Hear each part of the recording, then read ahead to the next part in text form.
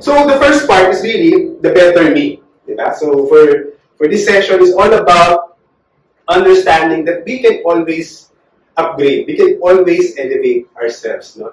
Kasi the moment that you feel that you already arrived, that's the time that you will also decline.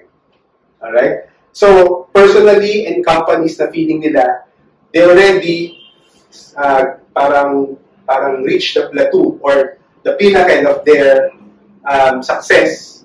That's the time that they'll also decline.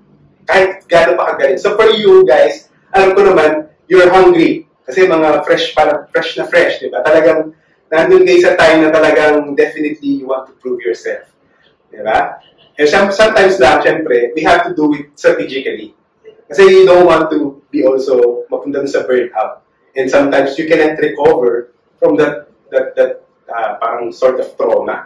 So for 2024, di ba? So we want to soar in 2024. That we believe that the best is yet to come. No? So are you ready to soar in 2024? We'll talk about some of the principles on how to soar sustainably, and of course, 2024 become the best year. Alright, so pag sinabi natin na better me, di ba?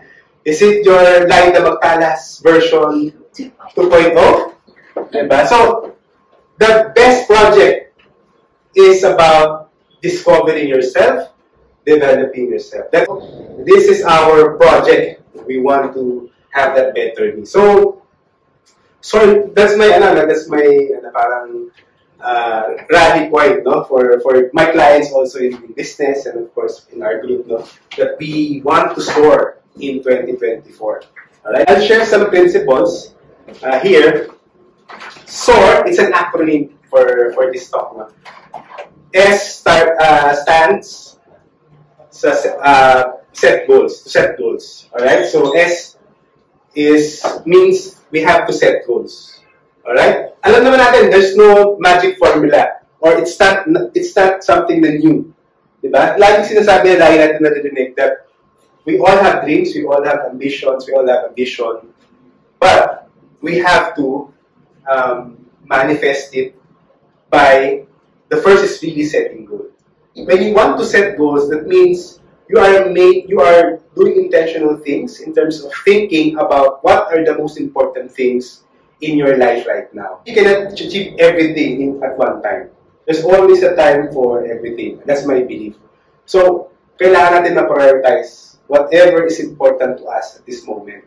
And of course, for the year. Webinar or seminar about yung SMART goals, diba? Setting specific, measurable, achievable, relevant, and of course, time-bounded. And of course, other tools. Kasi setting goals is really an art and a science. So I really believe in that.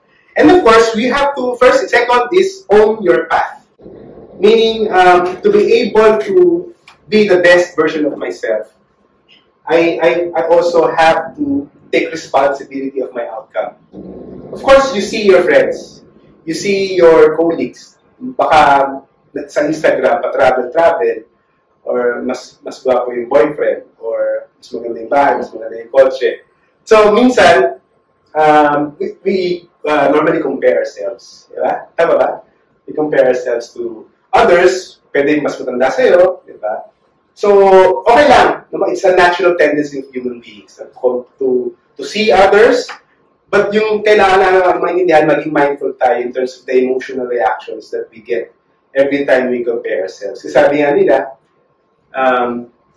comparison is the thief of joy. The moment that you have that reaction of, bakit siya ganun? Diba? Or, buti pa siya. Or, sana all. Pagkaganyan. So, when we have those reactions, sometimes nagiging parang habit lang, sana all. Diba? But if we really internalize it, parang we are not counting our own path or our own blessings. We have to own our path. Of course, last is, second, third to the last, adapt to change. Even though we set goals, laging may nangyayaring kakaiba outside. Because when you set goals, it's not about just yourself. There are a lot of external factors that will play, katulad ng nangyayari pandemic, katulad ng mga clients natin, katulad ng boss mo, ng client mo, laging may pagbabago. So, we have to develop that resilience. We have to develop that skill of coping with change. We have to adapt to change because change is the only constant in this world. Again, it's a constant reminder. So A. And then of course, last is of course, refine. Refine, meaning we have to think of our systems, our habits, our processes as a continuous evolution. It's not about becoming the better me and adding more tasks or to-do lists sa sarili natin. We have to refine. We have to see kung ano yung mga activities that can really bring value to us. Ano yung mga activities na we have to sustain. And ano yung mga activities na we have to stop. Growth is not about just adding. No? Part of growth is really pruning. So kung may kilala kayo na nag-gardener or mga plantitos, part of the growth of the plant is really pruning yung mga hindi na effective. Part ng masakit sa atin as human beings is sometimes you have to prune.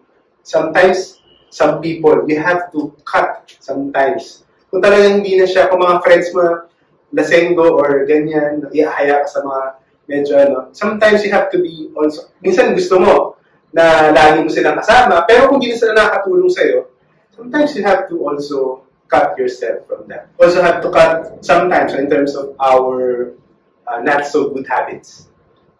Sometimes we have to prune all of those things. We can do and be mindful. Ano ba talaga yung gusto mong start?